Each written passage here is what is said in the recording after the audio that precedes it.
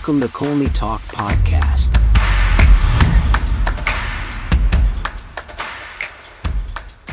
Hello, everyone. Hope you're having a great week. Welcome to another episode of Colney Talk Podcast, a bite-sized show. I'm your host, Alex. First-time guest, happy to have you here. And to my returning listeners, thanks for joining me. On this bite-sized show, I talk a bit about the Arsenal game and then pick out my top 3 Arsenal players who I think were great in the game and just one player who had a poor game or not good enough who just needs to be called out. Right back at it again, Arsenal had to face Luton Town. I could bet you no one would have seen this type of game coming. This game was this season's Bournemouth comeback win from last season. Same score as well. The game stats would frustrate you if the results were different. Courtesy of Canon Stats, Arsenal 2.8 XG and Luton Town 0.8 XG. Arsenal 23 shots and Luton Town 6. Field tilt, get this, Arsenal 73%, Luton 27%. Not the same story we all saw, and even factoring mistakes, this was way beyond quarter. Start of the game, Zinchenko on the bench, Kivior starting his place. I guess that's a representation of the physicality we're going to face. Tomiyasu, none the squad, still can't say for sure the extent of his injury, and then Martinelli gets a knock as the game started on. That was a worrying sight. Besides that, the Premier League record, Luton Town, that is just not necessarily, it can be deceiving, and not sure what to make of this Luton side, really. Surely with so much caution, and rightfully so. As usual, as we know, Arsenal dictating most of the ball. Long balls seem to be Luton Town's go-to, given their height and their physicality as well.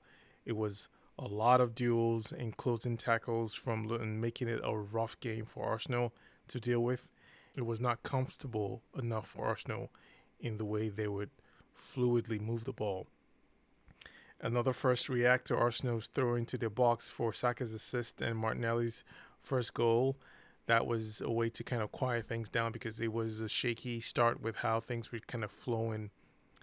Granted, all these stats I just called out and everything has no meaning or no bearing to the actual game, because when it comes down to the brass tacks, it's what happens at the bottom line, the players trying to score or win or get points, and that's just all that it was. And then Luton equalized.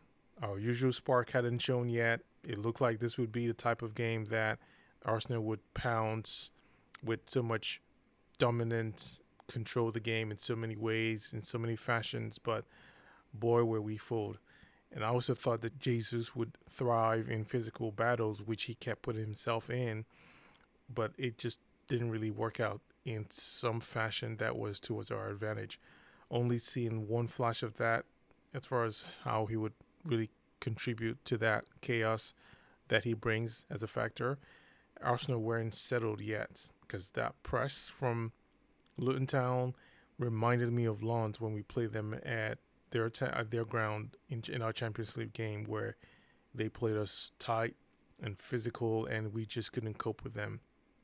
This was so much of Arsenal having to deal with getting roughed up, and we were roughed up in so many ways. This was knocks and niggles. We were knocked down in so many ways, but we managed to get a second goal with a beautiful cross from Ben White for Jesus.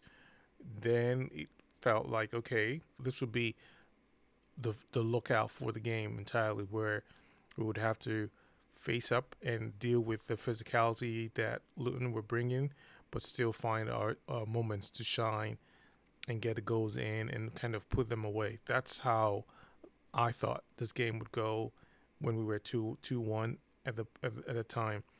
Luton Town gave us a handful for most of this first half. That's how it kept looking as we battled with Luton and their players, especially in the middle when they were just really getting real tight and stuck in when we got in the ball, pressing and trying to dispossess Arsenal players with the ball. That's what they did. We managed to handle that for the most part, And that's how it was heading into the half, 2-1. We just needed to finish them off as we started. The start of second half, we would score or try to score third to keep this game at a distance and then control for the most part. But boy, it was something completely different. Instead, we conceded. It was another goal. Unbelievable.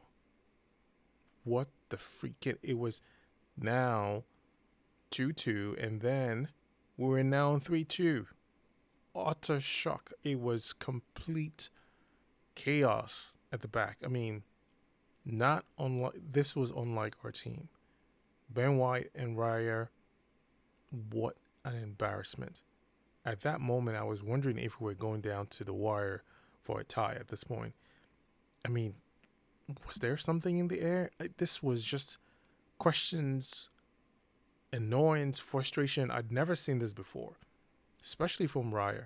I couldn't understand what was going on. Sure, not the best defending from Ben White, but, just having this sequence of mistakes, I, again, just left dumbfounded.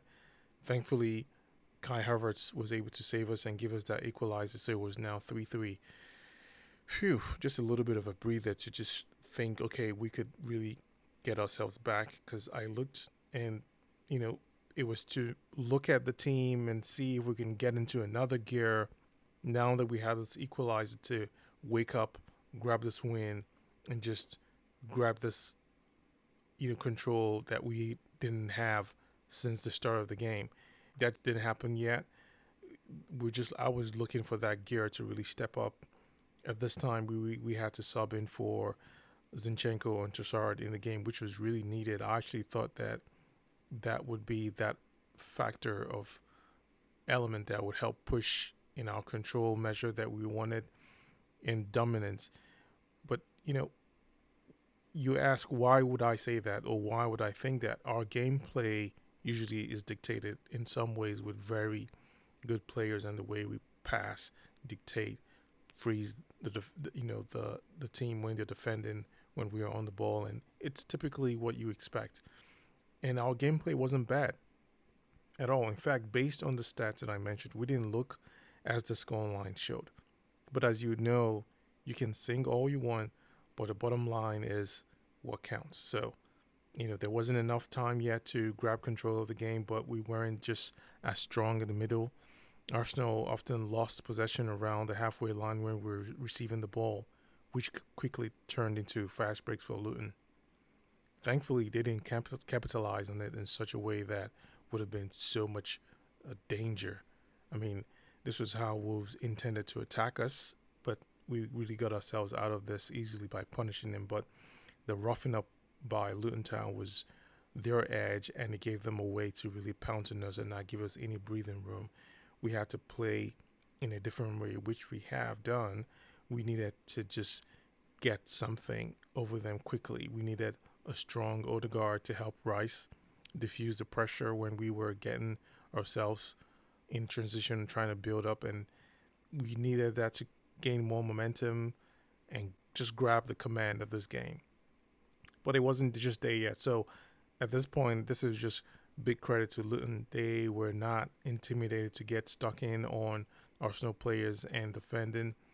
They just kept doing it so much tighter. So 85th minute, to one of the better passing combinations that we were creating and trying to build from, Kai Havertz had a good chance of heading straight into the keeper's net, but he just palmed it off for a corner. And then we just kept trying to find that last chance to score or do something, and we did so much of that until the 92nd minutes, where at that point I just concluded, how was I going to speak in this podcast about this draw from Luton Town and how they just humbled us?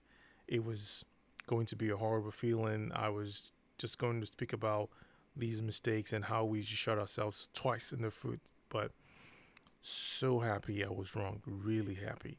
Arsenal started to bomb in the crosses in the box. We worked really hard to find a way through. Luton Town were proud as they were just getting ready to just applaud for a point, especially getting that from the top team in the league. I mean, that would have been an incredible story, really. But the miracle happened. Declan Rice saved us from an embarrassment and gave us the win. I mean, absolutely incredible. And then that was the whistle. Oh my gosh. It was a thriller. What a player. What a hero. Respect to Luton Town. Arsenal fought to get this win, really. And certainly we did change the headlines because it would have been something completely different. The way we battled, dominated with the stats, controlled in possession, which no more is something that we talk about, but everything looked like we had this game as a 4-1, 4-2 or something, but no, completely opposite. And we just got this win, and there's so much to give credit to the players. So, about my top 3 players, the first guy I picked was Odegaard. He ran his socks off. What he couldn't do physically in the middle of the duels, in the middle of the park on duels and tackles, he did that in helping slow down Luton's fast break and their build up in our defensive third.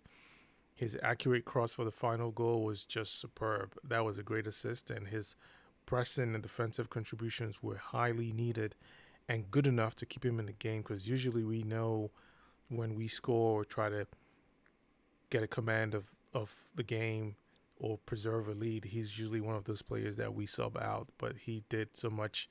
He earned his time on the field, and just his contributions was really well deserved. This time it was a standout performance for him till the final whistle, and how he had to join in making something happen. Second player, Kai Havertz. He's been flourishing now, and he has been doing it on a consistent basis, as I talked back in the previous podcast of how it's stacking up. All around brilliance, poise, control, positioning, execution. Kai was just incredible. He was just a joy to watch. His intelligence in different positions and what he did built so much confidence in how he created several moments that gave the team that authority to go forward, and well deserved. Really great. Third and final of my top 3, you guessed it. You really guessed it, Declan Rice. This is not a broken record, guys. Nothing at all. He's a complete ball of eliteness on the field. This game was a lot for him to cover in the middle in terms of physicality and balancing and managing all the threats that were coming through. This game, he needed a partner to effectively go up against Luton's physicality to help repel their transitions from dispossessing Arsenal when they had the ball.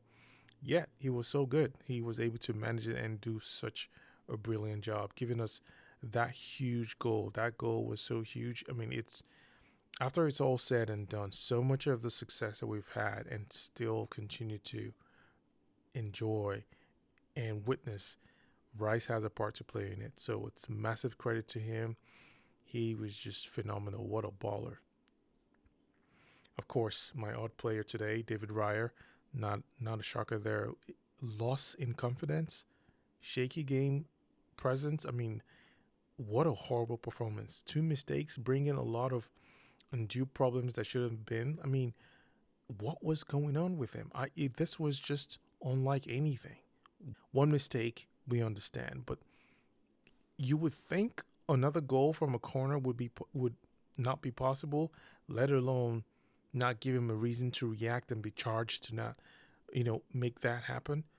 But it did. Very bad. This was very bad. He was so lucky we won this game, because the headlines and everything was going to be all firing shots at him, because he needed to stand and face it, because this was not anything that we had to deal with. Very, very poor for him. So I'm definitely calling him out. Folks, we earned the 3 points. Should not have been like this.